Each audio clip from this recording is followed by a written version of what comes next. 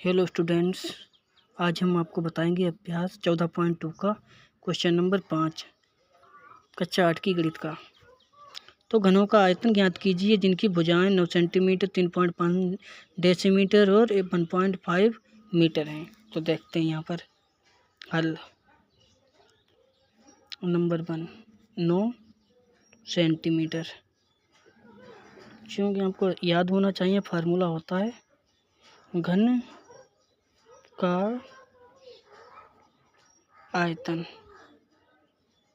Is equal to भुजा की power भुजा की घात 3। क्योंकि यहाँ पे भुजा दी हुई है, यहाँ पर 9 की घात 3।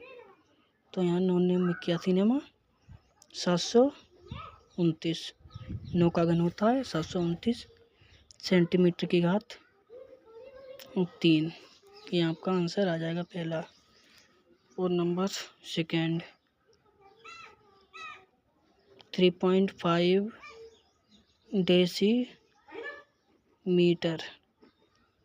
डेसीमीटर। चूँकि आपको पता होना चाहिए आंसर आपका सेंटीमीटर में दिया हुआ है, तो 1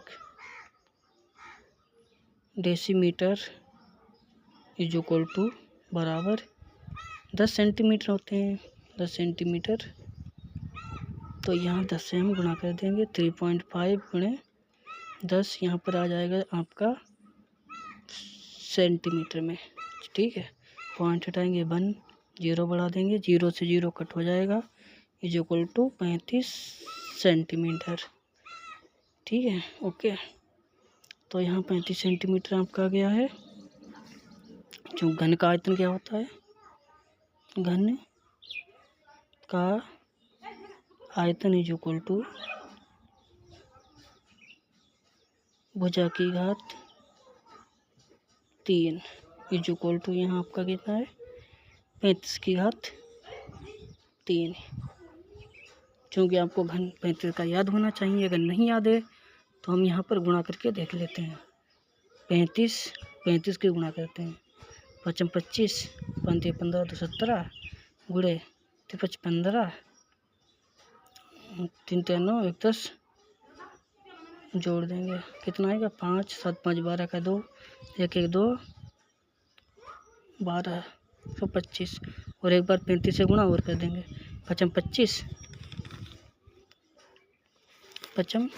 25 यहाँ देखते हैं। 5 25 5 दूनी 10 10 2 12 5 दूनी 10 11 6 5 1 5 1 6 गुणे 3 2 5 15 3 6 7 3 2 6 3 1 3 5 5 2 7 7 1 8 6 6 12 का 2 3 1 4। आपका आंसर आएगा 42,875 सेंटीमीटर की घात पावर 3। ये आपका आंसर आया है। आई होप आपको ये दोनों समझ में आए होंगे।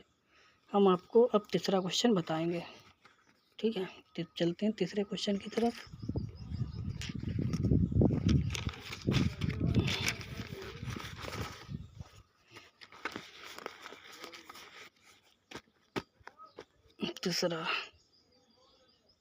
तीसरा दिया हुआ है आपका 1.5 मीटर। 1.5 मीटर, जो कि 1 मीटर बराबर होता है आपका आंसर सेंटीमीटर में दिया हुआ है, इसलिए 1 मीटर में 100 सेंटीमीटर होते हैं।